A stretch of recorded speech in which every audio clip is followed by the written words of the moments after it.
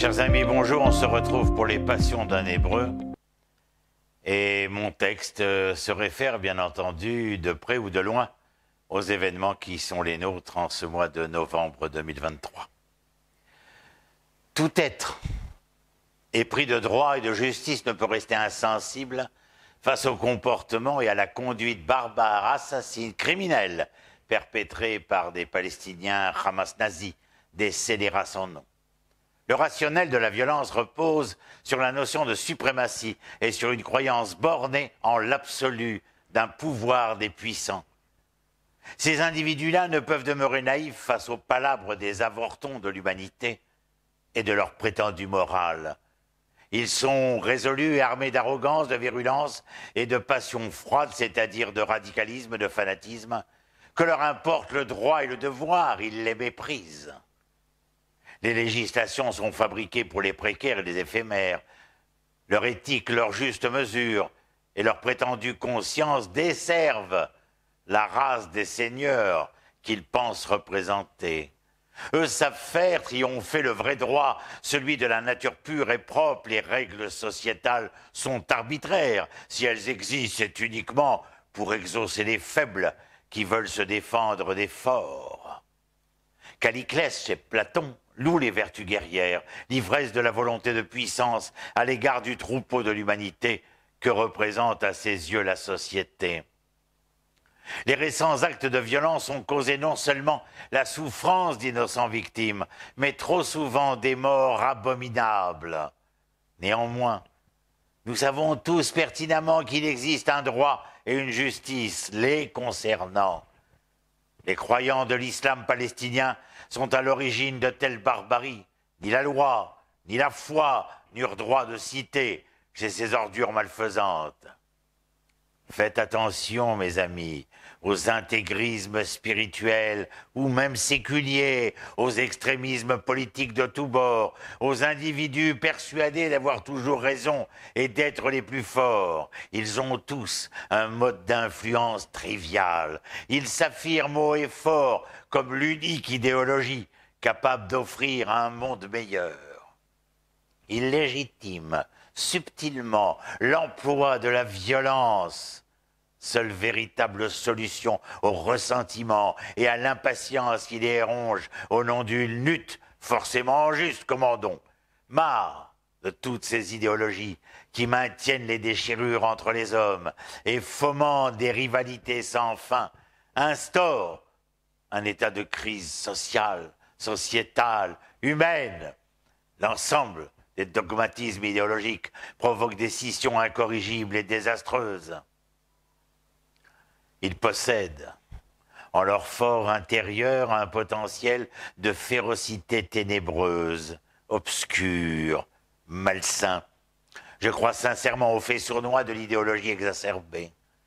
Celle-ci sert les intérêts vils et méprisables d'individus avides de pouvoir, en quête d'appétit, de vengeance, de répression, de passion individualiste et iconoclaste.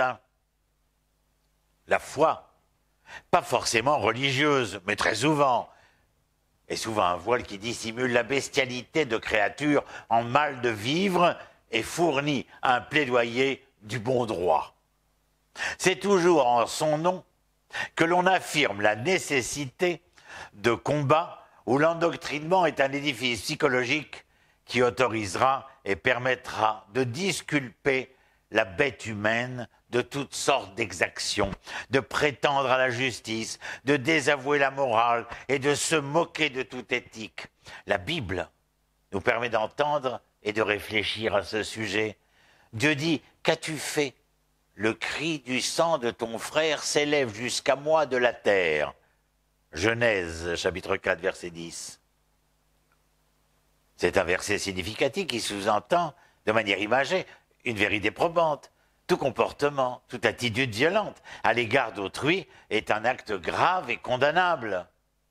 Un autre passage biblique affirme que si un corps est trouvé, mais l'identité du tueur inconnue, une cérémonie spéciale devra avoir lieu et les anciens du village le plus proche devront y déclarer.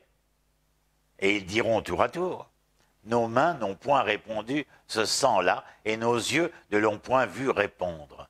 Pardonne à ton peuple Israël que tu as racheté, Seigneur, et n'impute pas le sang innocent à ton peuple Israël, et ce sang leur sera pardonné.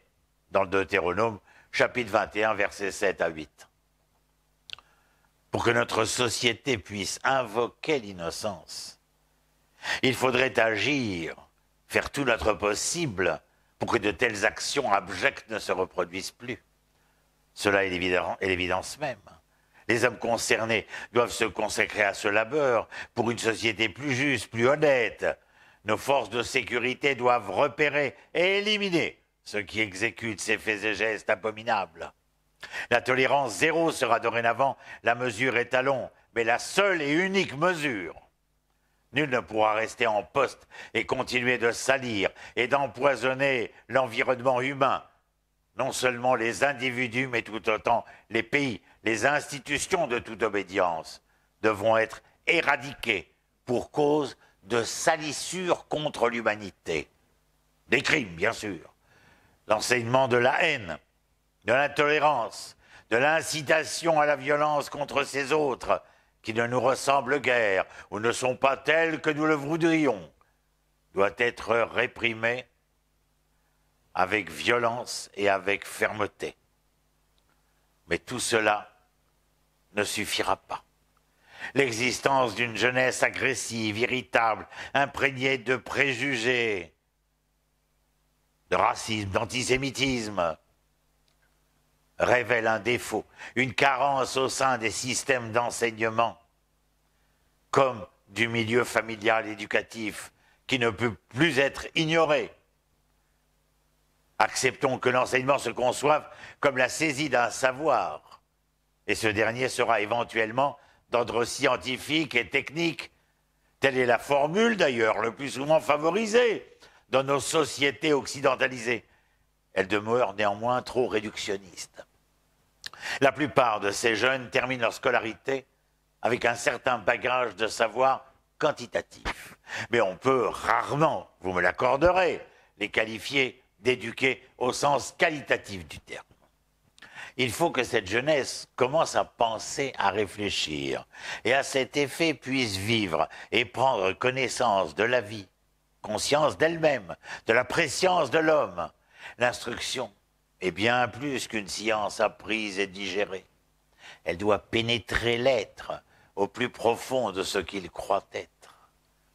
L'enseignement bouleverse totalement celui qui sait. Il lui offre la sagesse et l'élégance d'une culture, la conscience des valeurs du savoir humain. La famille et les institutions scolaires doivent ensemble faire œuvre d'éducation pour mieux soutenir l'évolution et le devenir de ces enfants palestiniens embrigadés. Il faut pouvoir les transporter vers une plus grande plénitude, sensibilité, perspicacité, érudition, ouverture et responsabilité. C'est aussi un devoir d'enseigner le sens de l'altérité vis-à-vis de tous et de toute la création, une exigence de considérer l'autre comme moi-même avec bonté et équité. Voici quelques prescriptions qui seraient en mesure d'être tout ou partie de la citoyenneté, en clair, d'être entendues et comprises par chaque gamin dès sa plus petite enfance. Nos maîtres enseignent, c'est pourquoi l'homme a été créé unique, afin de nous enseigner que celui qui détruit une vie, c'est comme s'il avait détruit le monde, et celui qui sauve une vie, c'est comme s'il avait sauvé le monde. Talmud de Jérusalem, traité de Sanhédrin, pour ceux que ça intéresse, chapitre 4, Mishnah 5, et on le trouve également dans le Mishneh Torah du Rambam, Loi du Sanhédrin, chapitre 12, alinéa 7. L'égalité foncière de tous les êtres humains, juifs et non juifs, est l'un des fondements de la foi rabbinique. Ben Azaï, dans la Mishnah, l'affirme. Ceci est l'histoire des générations de l'humanité. Lorsque Dieu créa l'être humain, il le fit à sa propre ressemblance. Vous vous rappelez Genèse, chapitre 5, verset 1. C'est l'une des règles fondatrices et essentielles de la Torah. L'enseignement de Hillel confirme cela. Nous devons aimer tous les êtres humains, toutes les créatures, et pas seulement les enfants d'Israël. La relation de Dieu avec les Juifs et les non-Juifs, dans une déclaration attribuée à Rabbi Akiba, trouvée dans les Pirkei Avot, les Maximes des Pères, chapitre 3, Mishnah 18, dit « Bien-aimé est l'être humain en ce qu'il a été créé à l'image », entendez, à l'image de la volonté divine. Et comment ne pas rappeler peu ou prou la pensée d'un de nos grands maîtres du début du XXe siècle, le Rav Abraham Yitzhak HaKohen Kook, dans l'un de ses multiples ouvrages, Les Lumières du Sacré. Je cite, « La sainteté suprême est remplie d'amour, de bonté, de patience, parce qu'elle est pénétrée de perfection. La haine, le jugement et la sévérité sont les conséquences de l'oubli de Dieu et d'une violence à l'égard de la lumière et de la sainteté.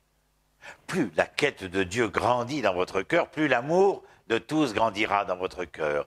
Si vous aimez les méchants, les négateurs de Dieu, et désirez le mieux et le meilleur pour eux, vous les améliorerez réellement grâce à la grandeur de votre foi. Il reste pourtant vrai et de manière évidente qu'il nous est plus aisé de sentir l'amour chez tous ceux trouvant grâce à nos yeux. Mais lorsque nous offrons notre affection à toute personne, par amour seul, alors nul mal, nul mot, nulle laideur ne peuvent être perçus. Ils sont à nos yeux tous bons, bien et beaux. » Fin de citation. Les bourreaux précités, imprégnés du poison nazifiant, doivent être mis au banc de nos sociétés et punis à la hauteur de leurs crimes innommables. Respect de l'homme, là est la pierre de touche. Quand le naziste respecte exclusivement qui lui ressemble, il ne respecte rien que lui-même. Saint-Exupéry, dans Lettre otage, écrit en 1943. Je vous laisse pour une future émission et je vous dis shalom shalom depuis Ashdod. Au revoir.